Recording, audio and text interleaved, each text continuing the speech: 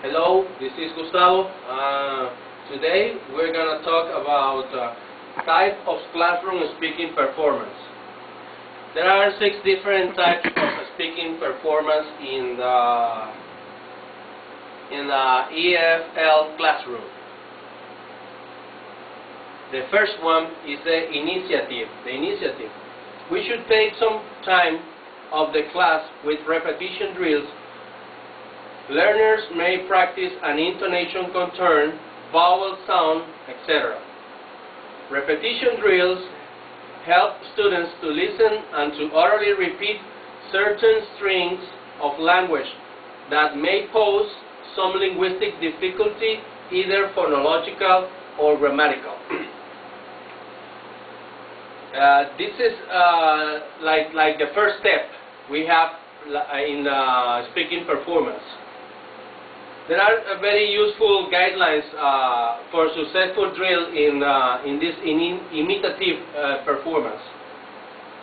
Keep them short, a few minutes of a class, hour only. Keep them simple, preferably just one point at a time. Make sure students know why they are doing this drill. This is really important.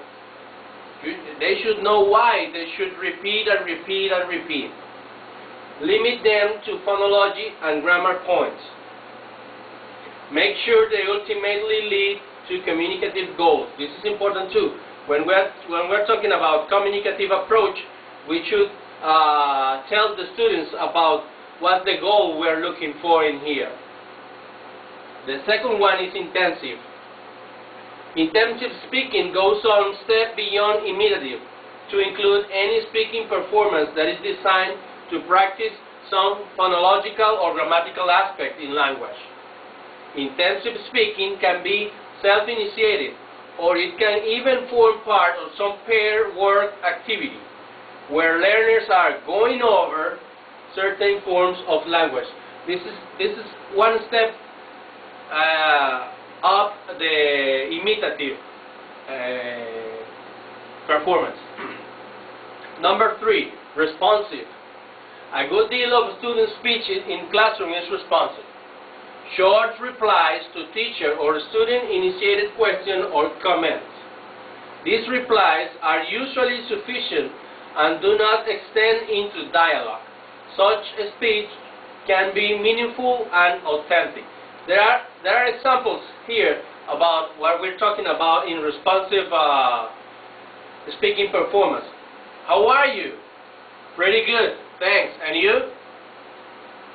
What is the main idea in this essay? The United Nations should have more authority. So, what did you write for question number 1? Well, I wasn't sure, so I left it blank. There are short questions and short answers to some meaningful questions. This is the responsive type of a speaking performance. The next one, as you can see, everyone is going to be one step higher. Traditional. This is the dialogue, as we know. Is transactional type. Transactional language carried out for the purpose of conveying or exchanging specific information. It's an extended form of responsive language. Conversation, for example, may have more of a negotiated nature to them than merely response speech. Yeah, this is more where we talk when we prepare a dialogue between 2 or 3 people, and this is an example. What's the main idea in this essay? The United Nations should have more authority. More authority than what? Than it does right now. What do you mean? Well, for example, the UN should have the power to force a country like Myanmar to let them help affected cyclones people. You don't think the UN has that power now? Obviously not. Myanmar dictators don't let UN to help its own people. This is a meaningful but I show a long dialogue. Such conversation could really be part of group work activity as well. The next one is interpersonal. This is a dialogue too. Interpersonal dialogue carry out more of purpose of maintaining social relationship than for the transmission of facts and information.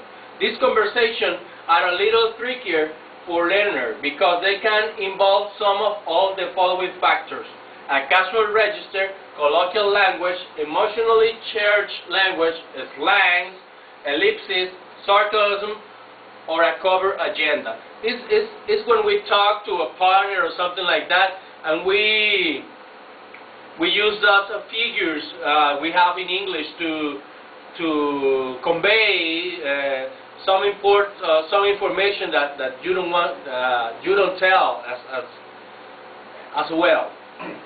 An example we have: "Hi Bob, how is Gingy? Oh, so. Not a great weekend, huh? Well, far be it from me to criticize, but I'm pretty miffed about last week. What are we talking about?"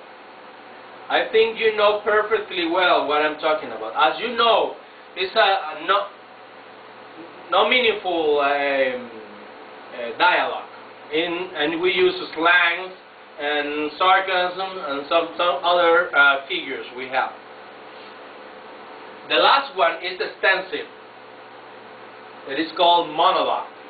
Is that we used to say like this exposition I'm doing right now, just that we have help from computer. Finally, a student at intermediate or advanced level are called on to give extended monologue in the form of oral reports, summaries, or perhaps short speeches. Here, the register is more formal and deliberate. These monologues can be planned or impromptu, as the one I'm doing right now. These are the 6 basic types of classroom speaking performance. As you know, we come from the beginning of repetition drills to the monologue. That is like the last step in a speaking performance, when you know all rule of English and you know all that you have to do grammarly and phonologically to make a really good speech. Well, let's follow for the next part of the exposition. Okay.